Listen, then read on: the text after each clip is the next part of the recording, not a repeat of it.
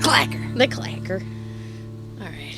So we've covered the origins of Egyptomania. By the way, this could literally be, and is, books, tomes, multi-episode series. This is the Cliff Notes of the Cliff Notes. This could be the only topic of our podcast, and we could probably go on for all of time. Yeah, nonstop. Truly. I could flesh out the entire history of Ramses II. It would be a 6-parter.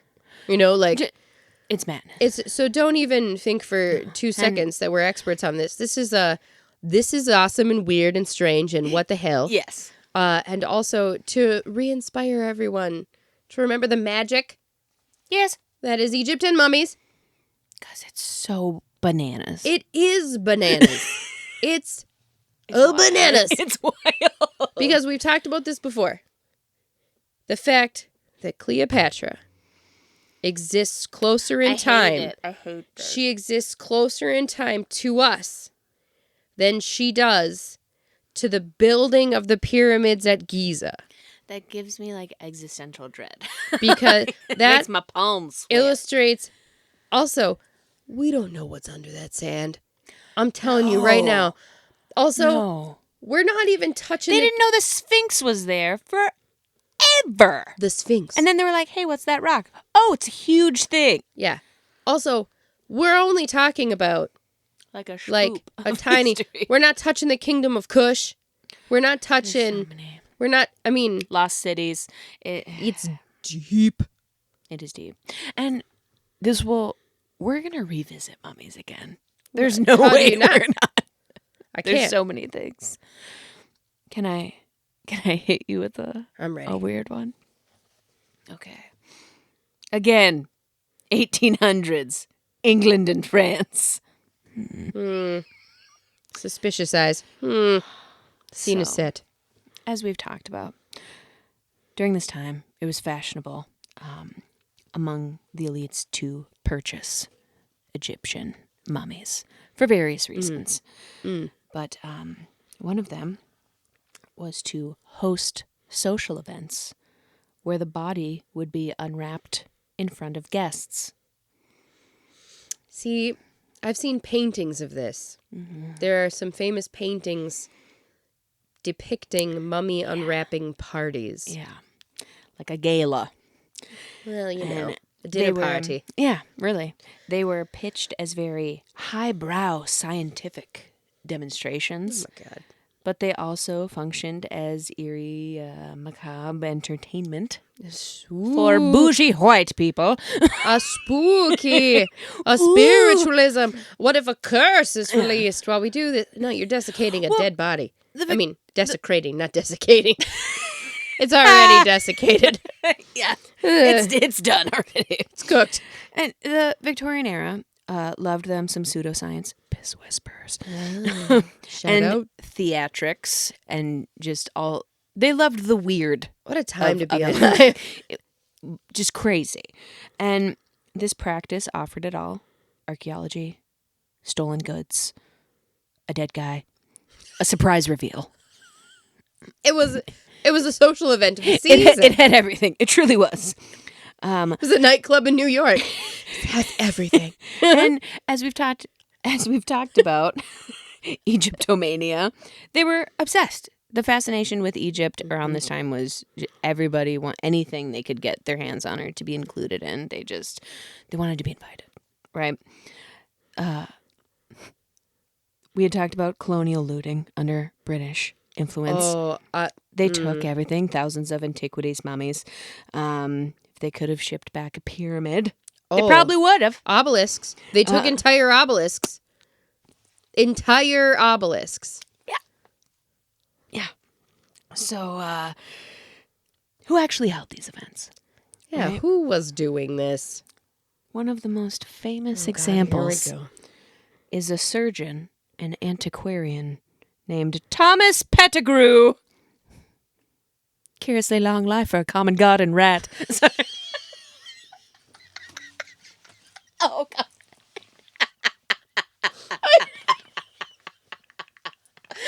A finger! That's all that was left. A finger! I would have died! I would have died by the Prisoner of serious. Azkaban.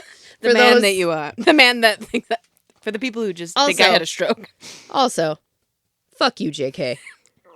Oh, I just croaked like a frog in disgust. Came from the depth of That your was- soul. That was my soul.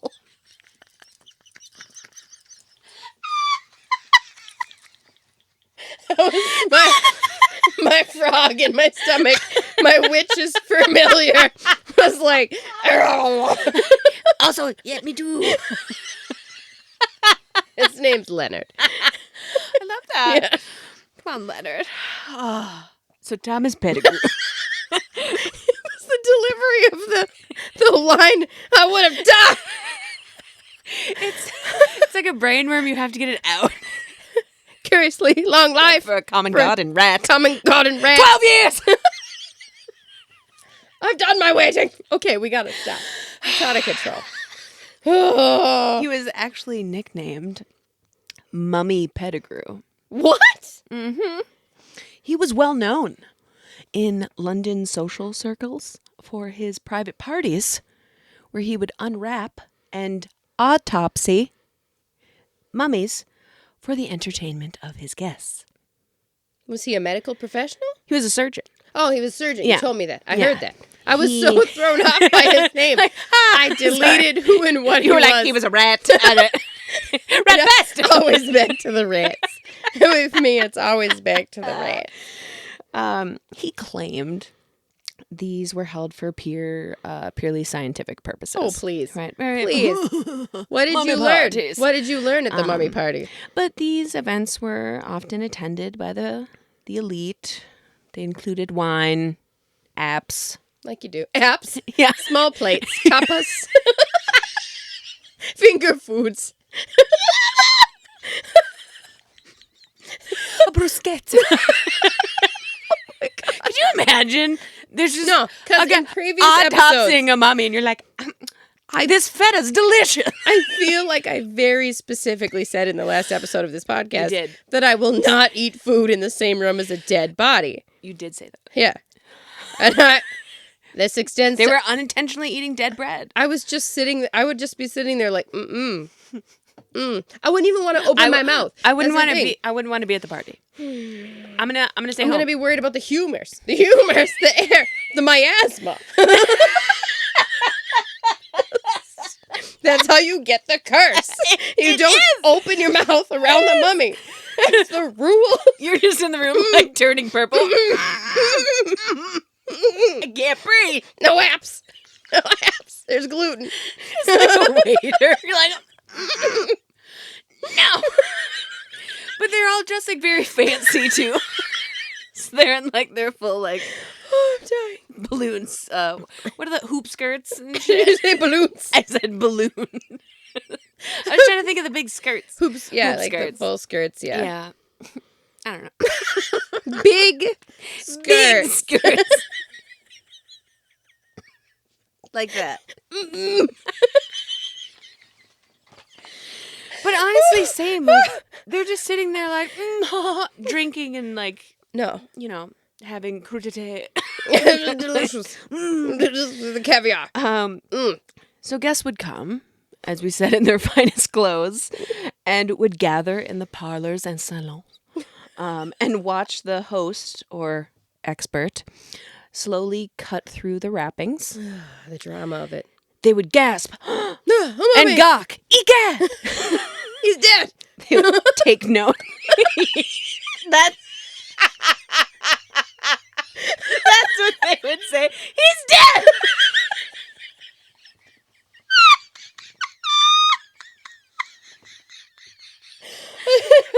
This episode's just gonna be wheezing.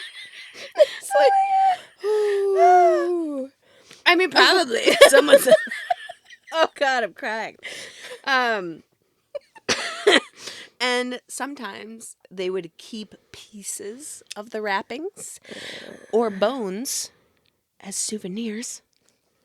And during this time frame, maybe you're attending one of those events to pocket a bone Mm-hmm. or a tooth to go make a tonic, or perhaps some haunted paint. The tonics of it all. Yeah. Again, thankfully, this the attitude surrounding these events had shifted around the 20th century. Archaeology began to mature as a field, and the public, the honkies, became more aware of the ethical and moral implications, not to mention the disrespect Oh, the disrespect. involved in disturbing and displaying human remains. I like to think that the attendees became haunted and or cursed, I mean, and that's why they stopped the practice. that's one of the things they were worried about. Yeah. In newspapers and penny dreadfuls of the time, there were stories of guests who fell ill after these parties, unexplained accidents or deaths, or the rooms where the events took place becoming haunted. I do enjoy a solid curse hypothesis. I mean, you deserve it. Unless you were you. no. No, No. he made me come here. I want to go home. There was even a story of a well-to-do Englishman named Thomas Douglas Murray, Okay. who supposedly acquired a mummy in Egypt and experienced a string of disasters. Oh, no. His friend who helped him unwrap the mummy died of a sudden illness. This part, his arm became paralyzed. It's dead now. You have a stroke? What? He's like, it's the mummy. Maybe. I mean, maybe. And everyone who had come into contact with the mummy suffered some terrible form of misfortune. Oh. So whether it was that or people just got some sense Yeah. to stop freaking doing it. Yeah. Do not read from the book. Do not read from the book. No. That ties nicely into a segue. Because as a result of this, these parties, these gatherings, the keeping of remains as souvenirs, the ingestion, the medical cannibalism, if you will. Truly what mummies. it is. Fascinating. That's what it's called. Yeah, that's what Yeah. it is. Medical cannibalism, the belief that the ingestion of this human body will have medicinal properties that will aid you and benefit you. Creepy. How is that? People are so adverse to like, it's fine, it's a desiccated Egyptian. And that is the whole problem with it. So this behavior, essentially, for better or worse, shaped pop culture for all of future history. So we're all familiar with a little character, an author, Bram Stoker, right? Of Dracula fame. Yes. Did you know he wrote a follow-up? I've never read it. It's called The Jewel of Seven Stars, and it was published in 1903. And it was made, essentially, into the first The Mummy movie, starring Boris Karloff. Now, here's me, a child of the 80s, viewing for the first time the 1999 cinematic masterpiece, The Mummy. Yes!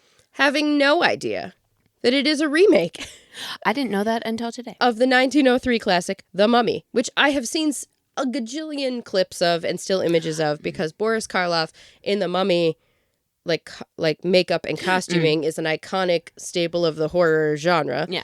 But I am ashamed to admit that I've never seen it in its entirety. Watch party.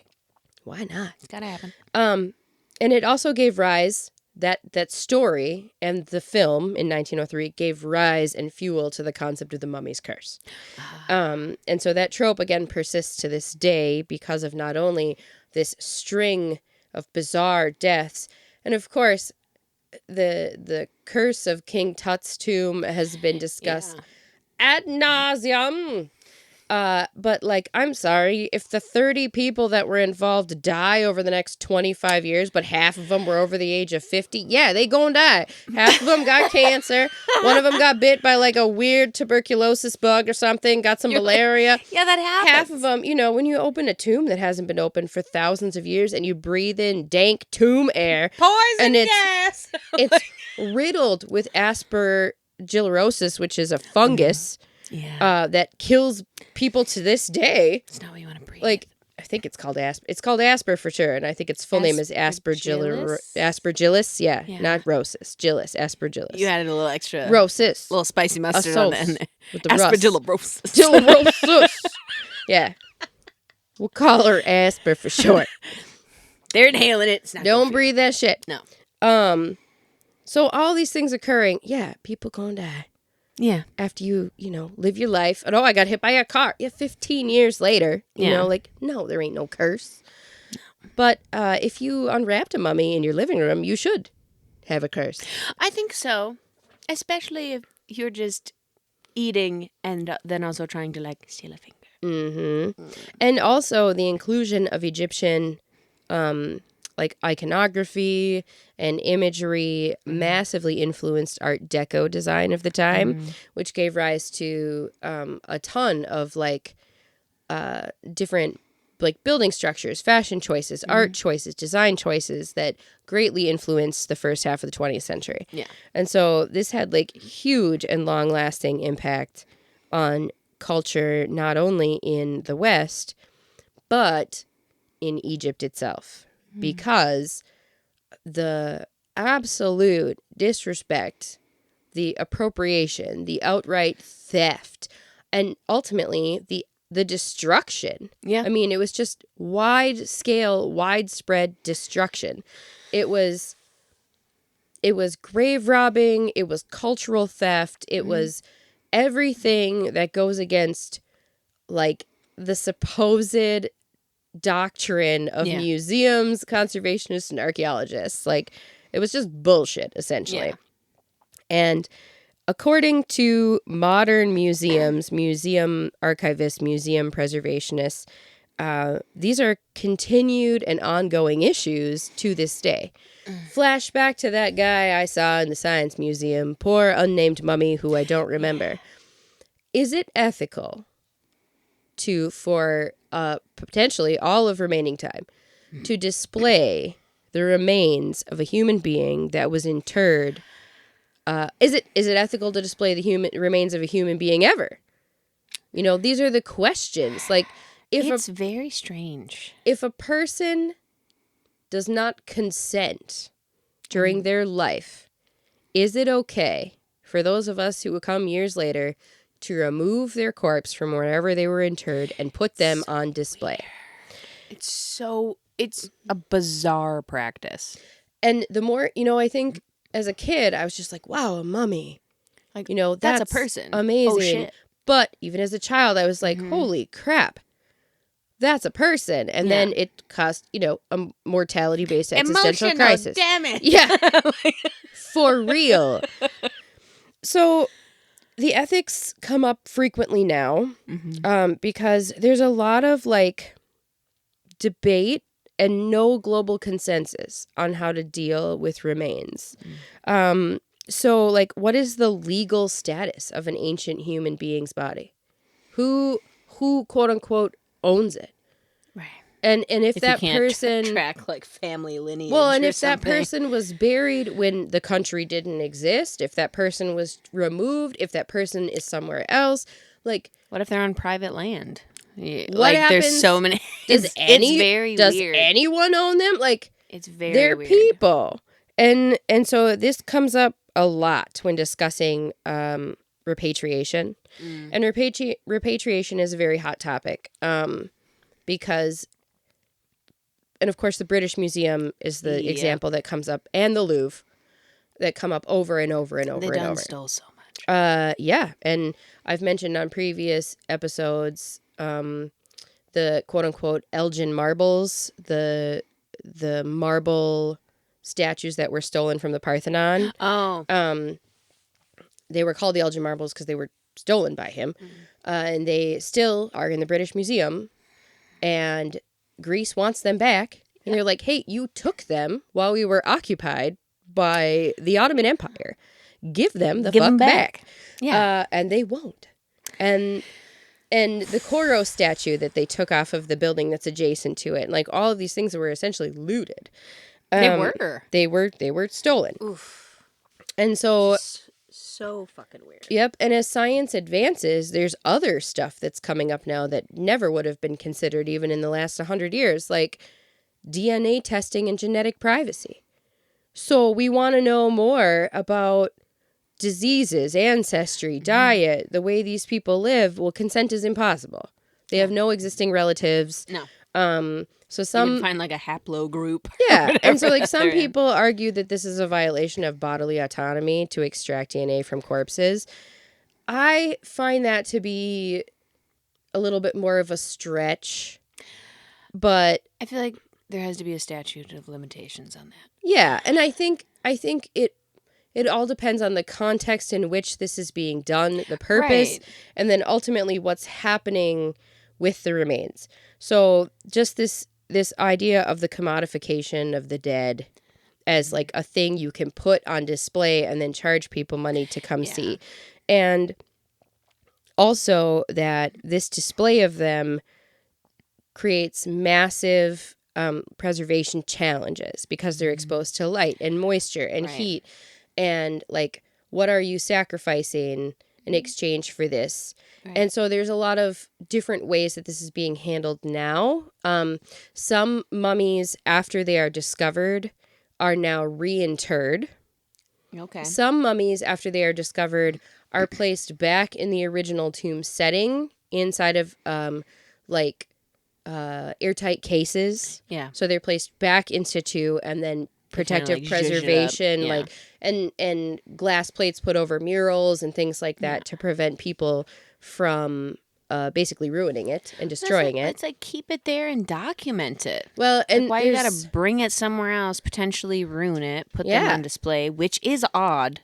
It's very odd. It is. And without the context of what that means, because let's get back to the origin of the conversation. They are mummies. Yeah. Why did the Egyptians make mummies? This is an entire spiritual system here. Yeah. The preservation of the body was essential for the spiritual wellness of the ancient Egyptian individual that was interred. A primer. We're going to do a primer on Egypt spirituality. Yes. So the body was considered the home of the Ka. The Ka is one of the soul's vital parts. It needs a physical habitat to return to, according to the spiritual beliefs and practices of certain time periods of Egyptian history. Yeah. That mummified body was the vessel through which the Ka could receive offerings. It could sustain itself in the afterlife. Without the body, considered the essential component, the Ka would be threatened or potentially lost for all of eternity, according to the spiritual beliefs Works of like Egypt. an anchor. Mm-hmm. Yeah. So if the body was destroyed or defiled, the Ka could starve or become trapped, and it would be considered, quote unquote, spiritual homelessness. Just a wandering spirit. So it was the worst possible thing that could happen, would be the defiling. Unwrapping them at and parties. Thousands of them were destroyed and defiled with no consideration for the people of Egypt and their spiritual beliefs, practices, or history. Made into paint. Literal paint. Paint. So maybe you do have a curse on your haunted ass because I hope they do. Mm-hmm. I hope they do. So, Jesus Christ. Other important things related to mummification and the spiritual practice. Again, I'm not in any way good at explaining mummies and the history of them. I'm just talking about basic knowledge here. Yeah. So don't come at me for this. Ancient Egyptians believed in the practice of preserving the body, which also preserved the person. So the whole person. The idea was that the afterlife would be like joyful and eternal, but only if the body was whole, the tomb was intact, and the rituals were completed. If the body was damaged, the journey of the soul was disrupted. The deceased risked, quote unquote, annihilation, which is a fate worse than death. Oh, no. So to essentially be eradicated. The Ba, another part of the soul, often depicted, and I love this part because I never learned about this when I was originally learning about Egypt when I was a kid, and I was just, but it's, if you look on like murals and in the decorations of many of the elaborate tombs, you see this figure, which is a bird with a person's head. Yeah. And that's the Ba. It's a person with a human head. And it needs to reunite with the body each night to rest. It's the part of the soul that flies off And if the body's missing or ruined, the body becomes lost, restless, or vengeful. Ah! Bum, bum. Curse. Hence, roots in the early idea of the mummy's curse. Oh my Because y'all ground up the home of the ba, and that bird has nowhere to go. It makes so much sense. It nowhere makes to so go. much sense. So grave robbery was considered a spiritual crime. Absolutely. Because you were desecrating a tomb. It was essentially like spiritual or cosmic vandalism and would damage the soul of the person that broke into the tomb. 100%. Which is why a lot of tombs have inscriptions warning people of the punishment for if you disturb the dead, including being eaten by crocodiles in the underworld, being erased from history, or suffering in the realm of the dead without end. So these are all existing. Bury the mummy. Yep. Too. Also, names must be preserved, which is why in history, when there were conflicts or when pharaohs were assassinated or when there was wars or conflicts, people's cartouches and names would be eradicated. Like the people that took over, the pharaohs that took over, the pharaohs that succeeded them. So they wouldn't be remembered in the afterlife. And so they would never be known or found. So they would eradicate, literally chisel off the names and the faces of the pharaohs or the queens or whoever it was that they wanted to get rid of. So it says so much then too about Ramses that he was so well preserved. People were like, labeled. We know exactly who this is. Let's make sure we know what his face like. He needs to be found. Yep. Damn. Yep. So the name has to be preserved and remembered. If the name is erased, the soul also could cease to exist. Again, a fate given to the enemies of the existing pharaoh.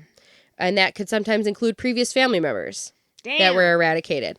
So Tomb Raiders, the unwrapping parties, and all those other times when they were basically being desecrated, destroyed separated name plaques from bodies, erased names and inscriptions, and once again was another way that the soul was doomed to oblivion. So it's all like layers. Not only is it cultural appropriation, theft, destruction, and eradication of history. It's horrendous. It is cosmic violation of the spiritual beliefs of an ancient people. Yeah. Imagine in 2,000, 3,000 years, a people coming along to like, whatever Forest Hill Cemetery. Yeah. And digging people up and being like, look at these bodies. Like, it's not any different. If someone makes me into fucking paint, I swear to God. I know. You won't be able to. I'll probably get creepy. I want to be a tree. I love when people put me become back trees. in. Just put me in. Or if someone could make me into like a tree, but also maybe like a little haunted piece of jewelry. I don't want to be a mummy, though. I don't want to be a mummy. I don't want to be buried in a box, though, either. Like, at all. That's not. No. It seems. Hot take. It seems lonely. It does seem lonely. Also, like, I would rather have the worms than be in the box where the worms can't get you. And I'm like, I don't want my atoms to not re-enter the system. Yeah. At least, like, put me back to flora and fauna. Yeah. Sea burial. I don't want to be just in the box. Something. That seems like the loneliest thing.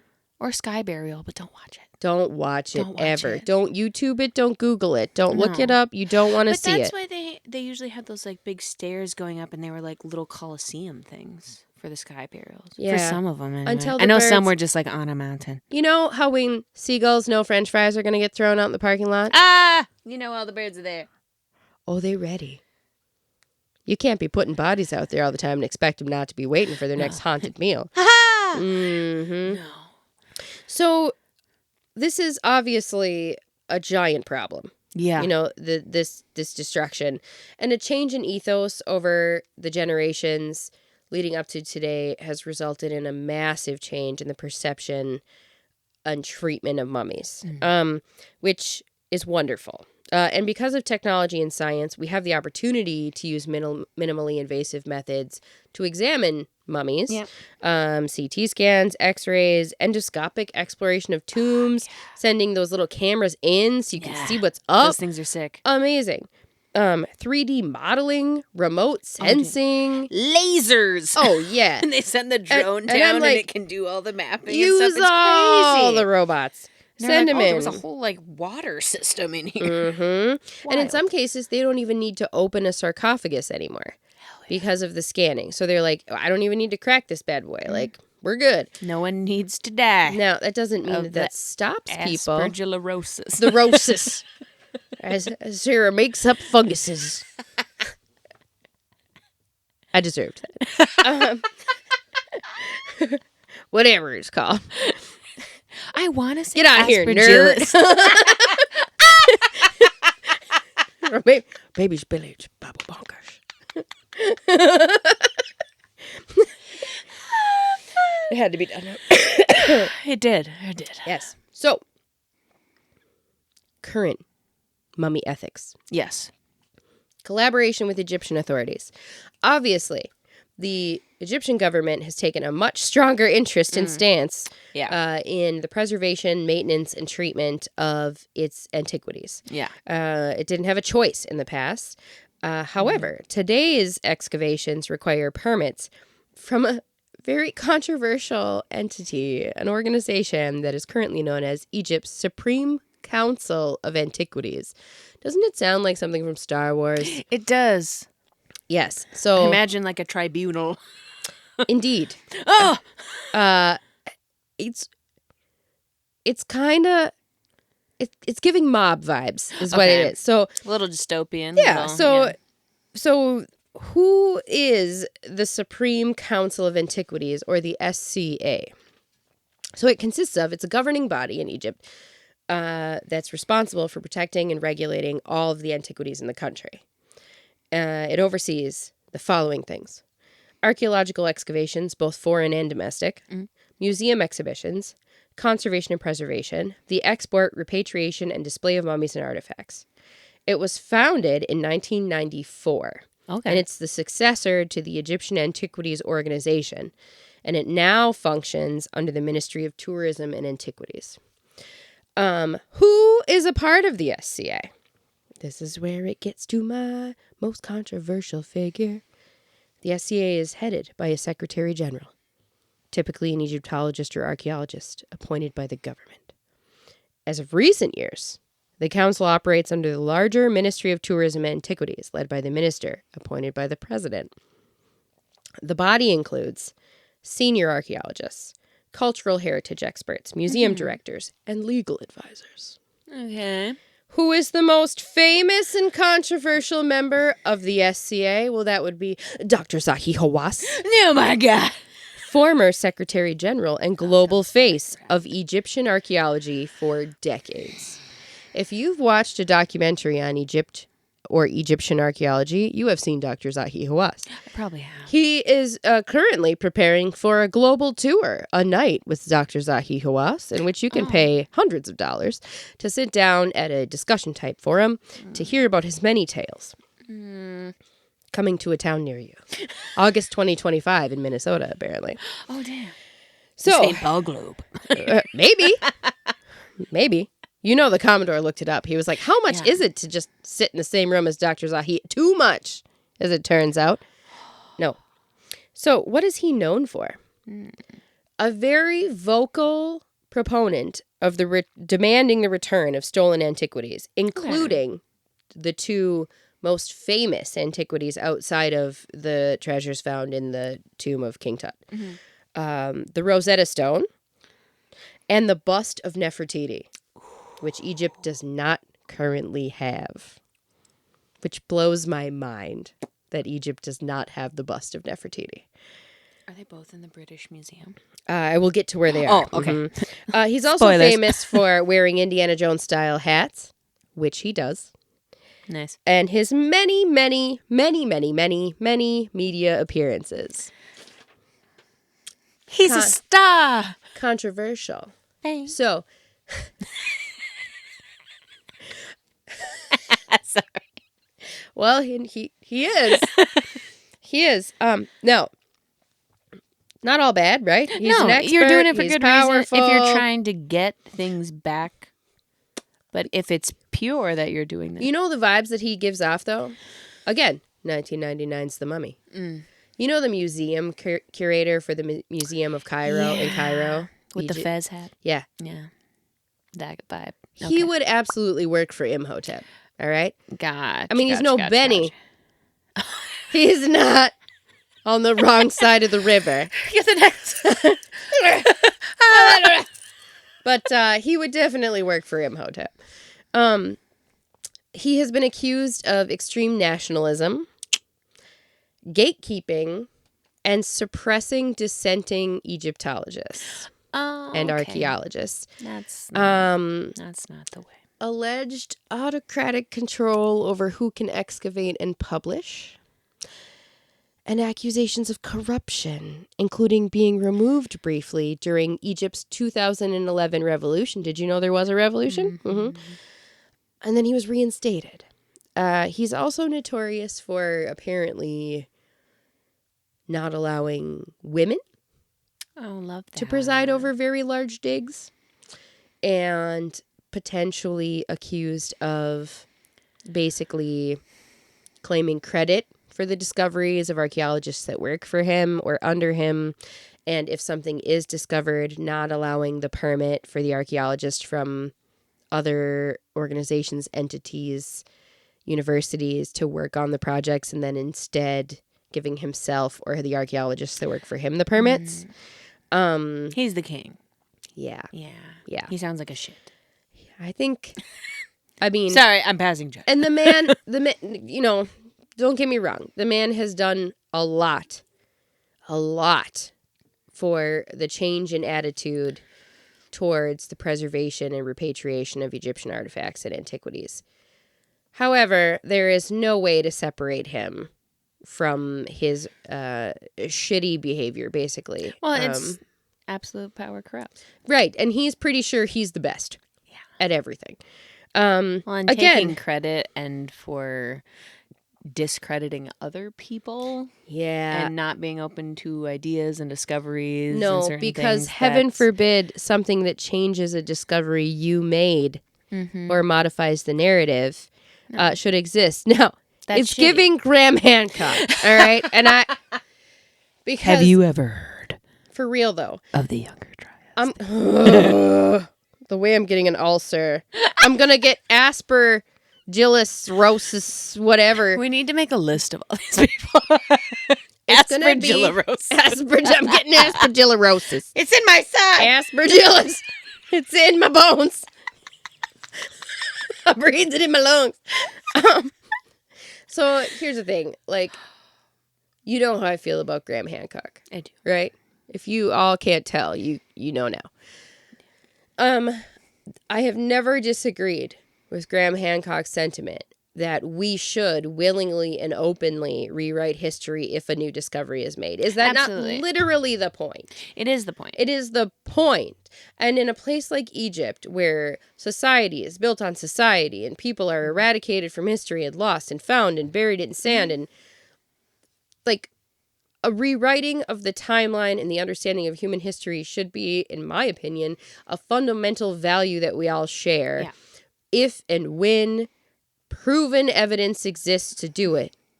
Don't come at me with the Vikings paddled up a creek to Alexandria, Minnesota. Kiss my ass, white folks. I'm sorry. They didn't do that. What about the runestone? Let me tell you about that. No, episode 2. Yeah. It's good to the point, and then it kind of goes off the cliff. Well, right. And it's just like, it's fine. Yes. Like, you should, in my opinion. Not all the sentiment is bad. No, because there is money tied into it, and that's money and prestige, and then legacy.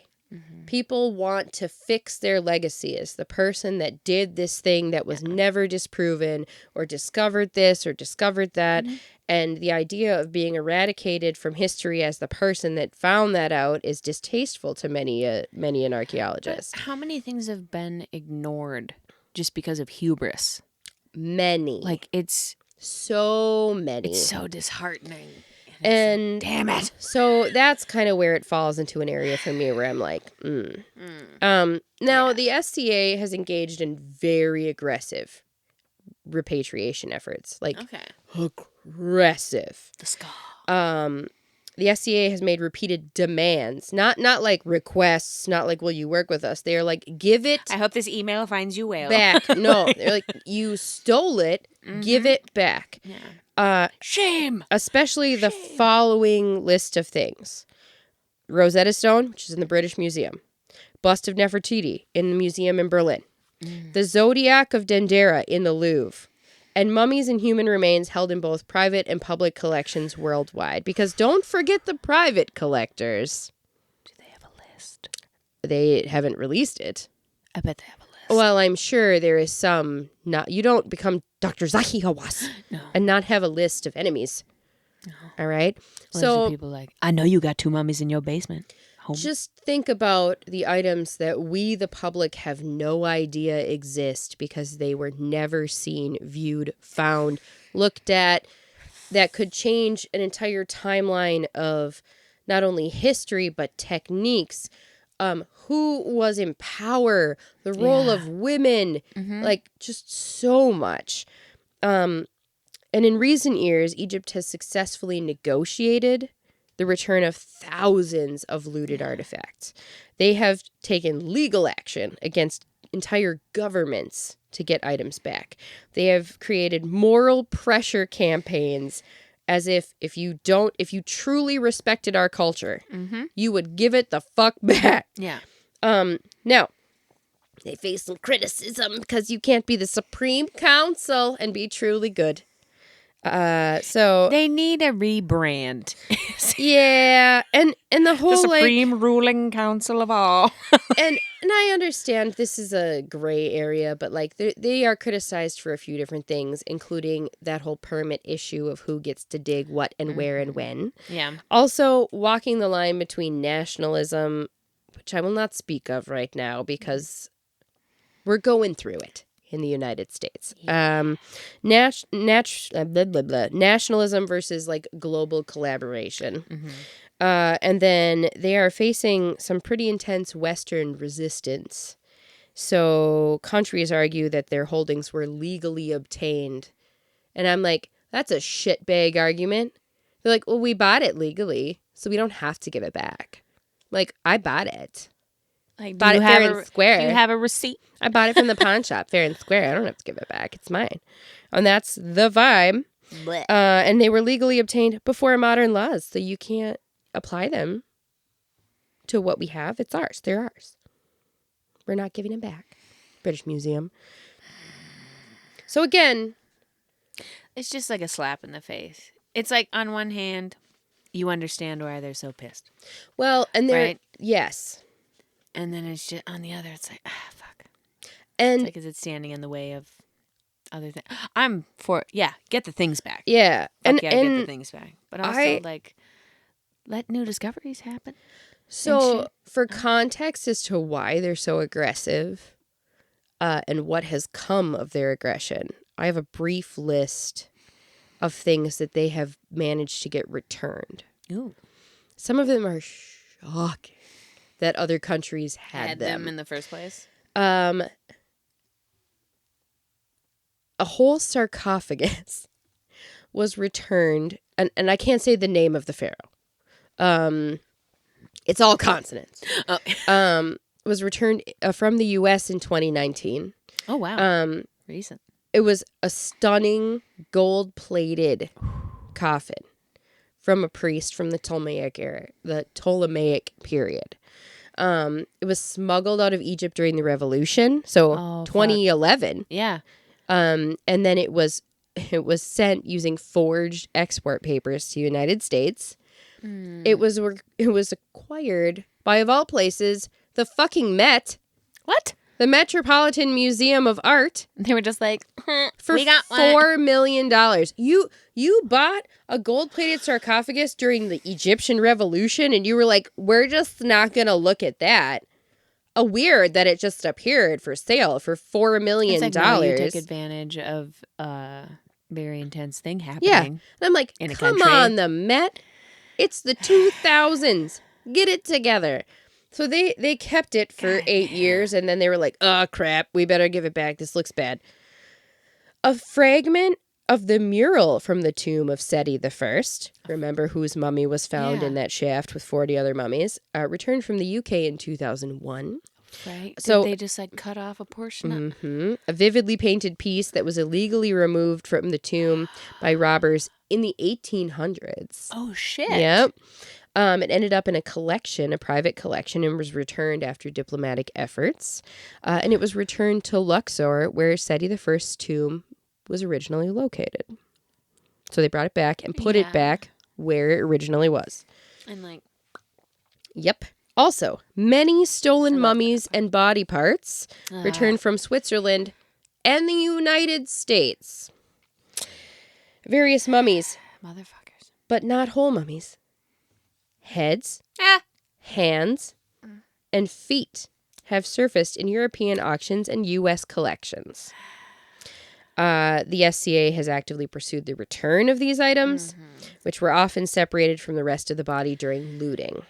I feel like that would come up in oddity type things too, especially like All the time. Hands Hands and of feet. glory. Yeah. Yep. Oh, yeah. Absolutely. Some were intercepted before sale. So this is like a recent thing. Damn. Yep. And others were surrendered voluntarily after intense societal and cultural pressure campaigns. Shame.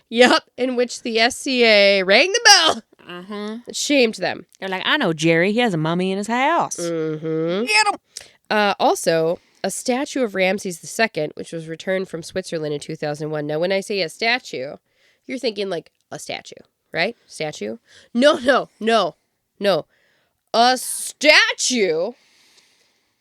It was taken from the temple of Ramses II, one of those massive, giant statues. How? They hacked it off. No. And stole it in the 80s.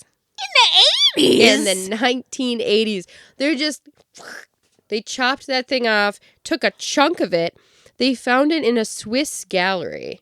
And it was returned after Egyptian authorities proved it had been stolen at an unregistered excavation. Also, artifacts from the Louvre. Returned by France in 2009.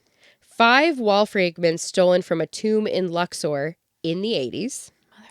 Purchased by the Louvre under the assumption they were legally exported. Oh. Yeah, like they don't have sourcing. Okay.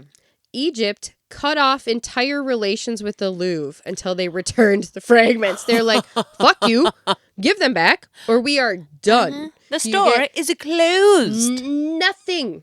You get good day. Good day, sir. Good day. And Sorry, it sounded like Willy Wonka. that's what it was. That's what it was. How you caught it. You stole fizzy lifting drink. Good day. Also returned from Germany in 2008, a relief from the temple of Amenhotep III. A stone relief with hieroglyphs taken illegally in the 70s. Located in Germany, returned after diplomatic negotiations. Thousands of small artifacts. Thousands, including amulets, ushabtis, canopic jar lids, scarabs, jewelry, looted in bulk and sold piecemeal at auction and to private collections and on the black market. Returned from Italy, Spain, Switzerland, Australia, the United States. And a lot of these were just quiet, private negotiations to keep it out of the press because people that had them did not want their names released to the public. So it's a big deal. Yeah. And according to Dr. Zahi Hawass, here are the things that he is prognosticating will be discovered or discussed in the year of Beyonce 2025. Oh, he's making predictions. So he himself, somehow, through his powers of divination, he knows Piss that... whisper. Yeah. He knows that these things are going to be, discovered in 2025. He believes the discovery of Queen Nefertiti's mummy will occur in 2025. He anticipates that this year we will witness the identification of her remains. Now, to clarify, there is a mummy that they think is Queen Nefertiti, But they're not sure. but they're not sure. But somehow Dr. Zahi Hawass is quite sure this information will be released to the public. Curious. Insights into Tutankhamun's death. New findings may shed light on the circumstances surrounding his demise. There's a lot of rampant speculation on what happened to King Tut. Yeah. So we'll see how that goes. The discovery of a new pyramid at Saqqara. Oh, shit. Ongoing excavations could reveal previously unknown structures. That ground-penetrating radar is the shit. So finding entire buildings, whole lost cities in South America, like, it's the best. If we had that, we would have known so much stuff. These predictions sound like the beginning of a yearly board meeting. Like, this is what we're going to do in fiscal year 2025, everyone. Yeah, because guess what opens in 2025? The long-awaited new Grand Egyptian Museum. It's opening anywhere between now and June. Called it. So it's the year of his museum opening. So, yeah. I mean, it's probably going to be a sick museum. Like, yeah, it It's is probably going to gonna be be a pretty sick sick. museum. And but he also seems very self-aggrandizing. but also, like, also, you're getting shit back, but it's... yeah. So these are the things that Dr. Zahi Hawass is like, He's like Jekyll and Hyde. You're going to hear about this in 2025. Spoilers. I'm not telling you the rest. Yeah. But here are some cool things that have just occurred in the last couple months. When people are like, oh, we've discovered everything there is to find in Egypt. No, we ain't. There's no way. No. In April 2025. Yes. For context, it's May 1st of 2025. The tomb of Prince Wasserif Rey at Saqqara. A multi-chambered tomb belonging to the prince, son of Pharaoh Userkaf, was uncovered. The tomb features a 15-foot-tall pink granite false door and artifacts indicating its reuse during the 26th dynasty. That was discovered last month. Damn. And, personal favorite, Queen Hatshepsut's temple and the tomb of Queen Tetisheri. In January 2025, over 1,000 decorated stone blocks from Queen Hatshepsut's Valley Temple were discovered in Luxor. In Luxor, a place that we have been excavating for decades upon decades. And they're like, what's this? What is that?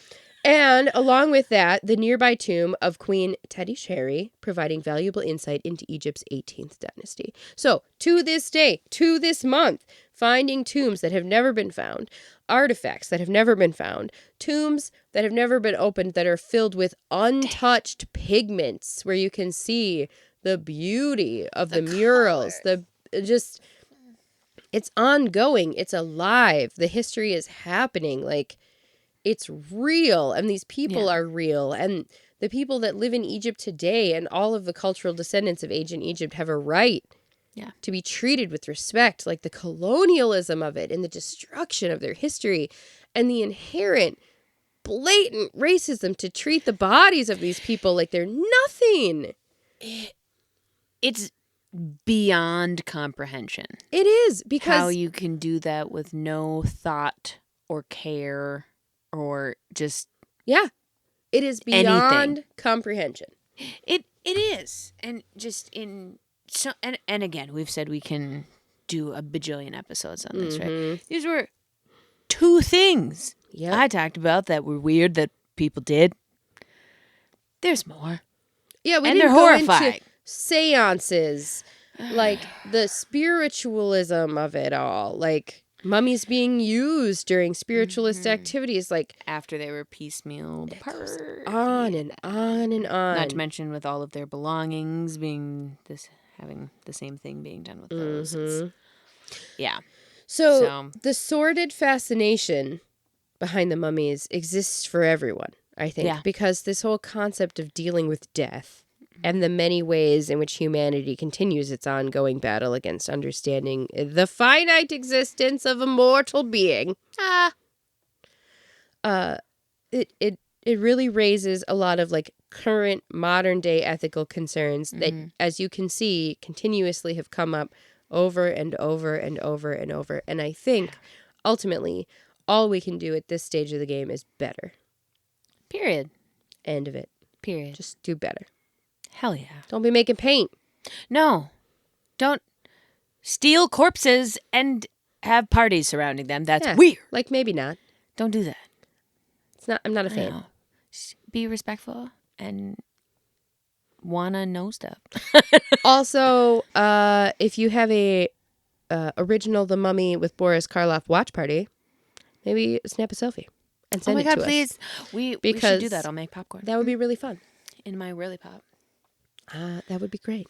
Can I share something with you to close us out? Yes, because I feel like we need to lighten the mood and also And it shall. perhaps appreciate the beauty of mummies Yes. and the influence they've had on culture as a whole. Absolutely. Hit me with it. And this will lighten the mood. So, watchers of our last episode, Episode 49, for Yes. those keeping score. you may remember a little diary entry that I read of Thaddeus Grimble, the professional hermit. And The Elderbridge estate, if I remember correctly. Elderbridge Hall. Elderbridge Hall. Yes. So speaking of, and now from the overgrown grotto Oh, no one's behind taking care of that. Elderbridge Hall, Taking care of that grotto. we bring you another lost diary entry from Thaddeus Grimble, garden hermit, accidental prophet, and devoted confidant of a mossy rock named Beatrice. Beatrice. She's a sweetie. 13th day of uneasy breezes and suspicious linen. Ooh. Today, I found a scroll buried in the compost heap. Or what I thought was a scroll. Upon closer inspection and a very delicate sniff, Oh, sir. it appears to be an old bandage. Ew. It bears a faint smell of cinnamon and doom. I was going to say, if you say cinnamon and clove, I'm going to freak out. Shadow of Night readers, you understand. Cinnamon and doom. His smell. Smelly smell. Smell smelly. Beatrice, my moss rock and closest confidant, advised against touching it, but I, possessed by a rare bout of curiosity and 2 mouthfuls of fermented turnip wine, unfurled it anyway. Inside was nothing. Inside was nothing. Which, of course, is the most ominous thing of all. That night, strange things began to occur. Oh, bum bum. The wind hissed in hieroglyphs. My beard tangled itself into a ceremonial knot. A beetle walked directly across my hand, paused, and judged me. I woke at Coleopter be doing that. I woke at midnight to find the linen had wrapped itself around Beatrice. No. She claims it was consensual. I remain skeptical. I attempted to consult the Lord on this matter, but he has declared me off limits for conversation until the vicar's geese stop trembling. That's where that goose came from. Well, that's I have since developed a theory. I am now cursed. No. Not the dramatic, melt-your-face sort of curse, but something subtler. Like my soup now tastes faintly of embalming fluid, and I feel a compulsion to walk sideways through doorways. Oh, no. No. No, Thaddeus, no.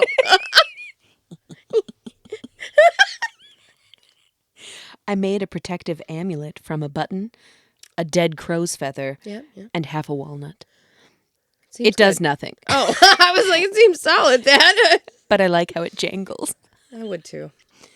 If this page survives me, please observe the following. Never trust ancient linen, especially if it crinkles with intent. If your moss rock becomes romantically entangled with a bandage, give them space. Beatrice, no. We trusted you. Well said! We thought you were That's the what one. it's giving. We thought you were the one. If you hear chanting from the compost pile, pretend you're a shrub and wait it out. Zaki Hawass. Zaki Hawass. Zaki Hawass. Yours, in caution and questionable hygiene, Thaddeus Grimble, hermit, bandage whisperer, casual victim of ancient grudges.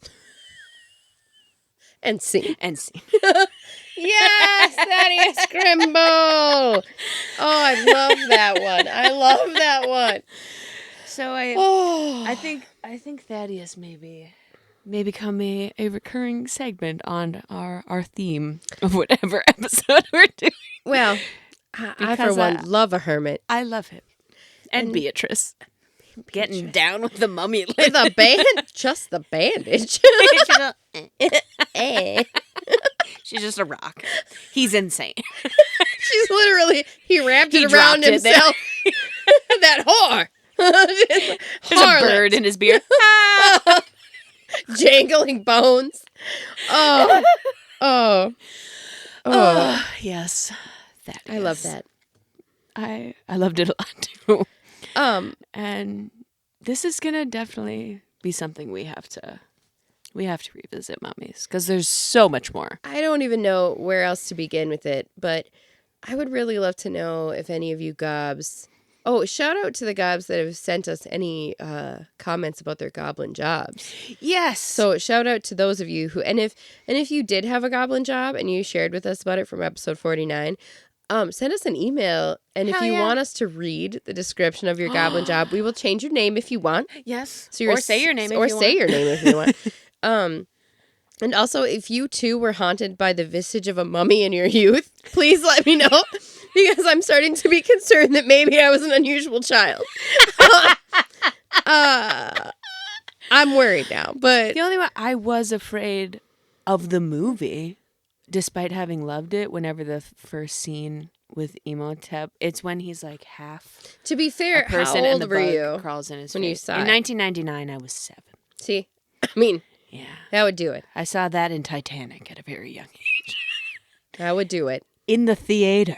Oh yeah, no. Ah! Oh my God!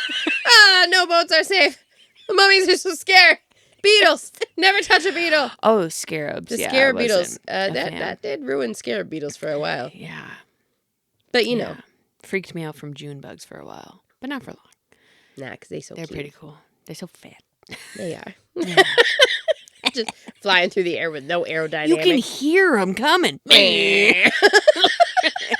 B-52s. No matter what you do to dodge them, they still hit you. They're so slow. When one hits you on like the side of the head or something, or in the ears, just imagine that as a flesh-eating scarab beetle That's from, once again, that big. The 1999 cinematic masterpiece, The Mummy. It's so good, though. It really is. I rewatched it, like a month or so ago, and I was just sending you messages the whole time. I am a librarian. And then I sent you messages back, screaming, "You're on the wrong side of the river!" The river. Spring cleaning. Benny, get wrecked. Oh. And on that note, guys, you know what to do. Stay weird. Stay weird. Bye. Bye.